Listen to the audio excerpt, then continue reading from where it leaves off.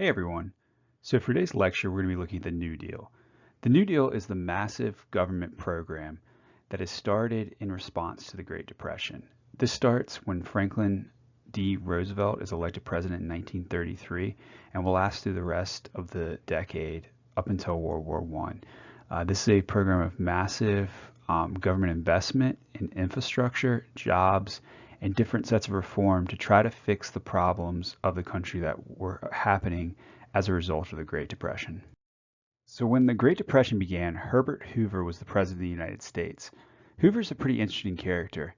He had been an orphan at age 9 and had been raised as a Quaker, so he was a very religious person. He had actually led the Red Cross at the beginning of World War I, so he had dedicated his time to helping other people.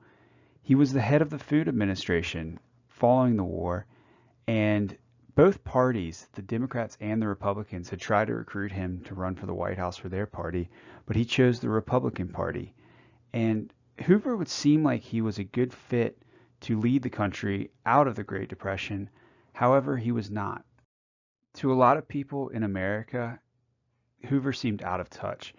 Hoover was a believer in rugged individualism. He believed that people should be left alone to pull themselves up by their bootstraps, and that is what made this country great. He believed that the U.S. would work its way out of the Great Depression.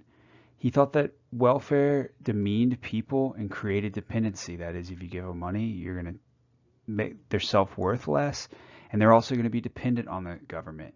So he encouraged charity and social cooperation. He wanted private businesses, local businesses, to take up charity, organizations like the Red Cross to help people out rather than the government. He was hoping that other people, citizens would help citizens and did not want to get the government involved. But to a lot of people in the United States, this seemed like an out-of-touch response to the Great Depression. The man that would replace Herbert Hoover was Franklin D. Roosevelt, or FDR. He had a very different background and approached the Great Depression with a very different method. FDR was from an aristocratic family. He was actually the cousin of Teddy Roosevelt, the former president, and he had been governor of New York during the Progressive Era. FDR was stricken with polio, and he was also often embarrassed by this fact. He did not want us to be seen, as he's seen here, photographed in his wheelchair, so he was often photographed behind a desk or with a blanket on. But this shaped his thinking in a lot of ways. But FDR was elected president in 1933 because he seemed like the right man at the right time. FDR was flexible. He was willing to try anything to fix the economy. He wasn't going to leave it up to the American people. He was going to do any way to try to get the country out of the Great Depression. He was innovative. He was willing to take on new ideas, to think of new ways to fix the economy.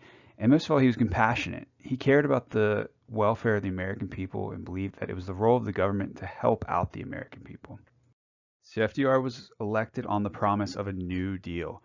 What this New Deal meant was that he promised the people that he would try something radically different to fix the economy. You're not going to get the same old thing as you had under the Hoover presidency of no help, anything like that. You're getting a new deal with the FDR president. So the first step in all of this, and his primary goal, was to restore the confidence of the country. The people had been shaken by the collapse of the stock market, the collapse of the bank, the collapse of society in a lot of ways. So he wanted to assure people that they could have faith in the economy, the government, and themselves. That they were Americans, they were strong, they were going to move out of that. And you can hear that in his inaugural address when he addresses the nation, says, "We have nothing to fear but fear itself," saying our lives have been destroyed in a lot of ways, but we have to have faith in this country. We have to think that we can rebuild the economy, that this government can help you, and that we as Americans can move out of this. FDR envisioned a new role for the government.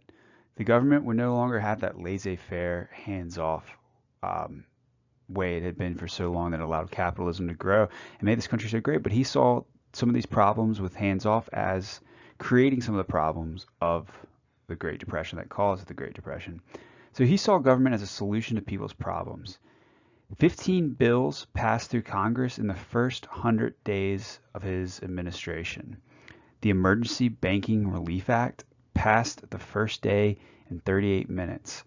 So they were willing to pass legislation, enact the government to try to help out the people, to try to solve people's problems.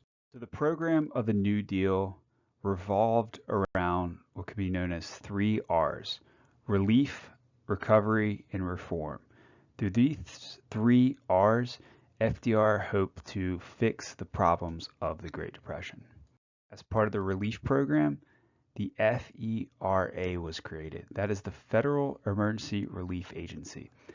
This agency offered immediate and direct payments and assistance to people in need. So they were willing to pay people welfare immediately and to help out people. So that is part of the program with food handouts and what you see here. This is part of the FERA program of offering people food and even money to try to get them off the feet for the people most in need back on their feet. Part of the relief program was also the WPA. This was the Works Progress Administration. This administration would end up hiring 8.5 million employees, and it offered short-term government jobs. These government jobs would be building infrastructure in the United States, creating aspects of the country that were necessary, such as roads, bridges, hospitals. So the idea here is put people to work, working for the government. They're getting a solid paycheck, and they're going to be investing that back into the economy, and hopefully get the economy started by building things in the country. So the WPA actually fixed a great amount of America's infrastructure. They built 651,000 miles of highway, 1,000 miles of airport runways, 124,000 bridges, 8,000 parks, 18,000 playgrounds, 125,000 public buildings, and 43,000 schools. So this puts a massive amount of people to work building things that the country needs. And the idea is they can get a paycheck, contribute to the economy, build their confidence, and hopefully get people back on their feet.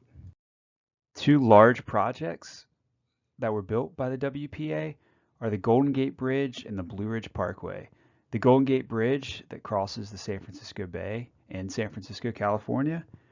The construction of that began in 1933 and lasted 4 years until 1937. And the Blue Ridge Parkway, which runs through our backyard through Virginia and North Carolina. Construction of the Blue Ridge Parkway began in 1936. So these are big programs that the United States is building to put people to work, but they're also programs that could make this country better, make it more beautiful, make it easier to get around. The Hoover Dam, which dammed the Colorado River outside of Las Vegas, Nevada, was one of the largest projects in the history of the United States. At the time, it was the largest dam ever built. This was a large government project that was finished in 1936. The Lincoln Tunnel in New York, which connects New Jersey to Midtown Manhattan, was completed in 1937. So again, large infrastructure projects, building things for the country, putting people back to work was a large aspect of the New Deal. So the next R is the recovery aspect. So part of this is what's known as the AAA. This was the Agriculture Adjustment Act. The idea with this act was to restore agriculture in the United States by subsidizing farmers. So they would give farmer subsidies to grow food and produce less so it wouldn't overflood the market with supply. So that way farmers can make a living by getting government subsidies. And so the AAA becomes an important aspect in restoring American agriculture. And the final R is a reform.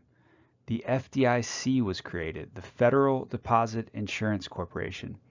The goal of this was to restore people's faith in banks and reform them so that they would not crash again. The FDIC insures deposits. They insure your deposit in a bank if you have a bank account up to $200,000. So that is, if there is a problem with the bank, the federal government will give you your money back up to $200,000. So that keeps the idea from having a run on the banks, or having banks collapse, and gives the people some faith in the banking system. Another aspect of reform is the creation of Social Security. Social Security is a government pension, disability, and unemployment insurance.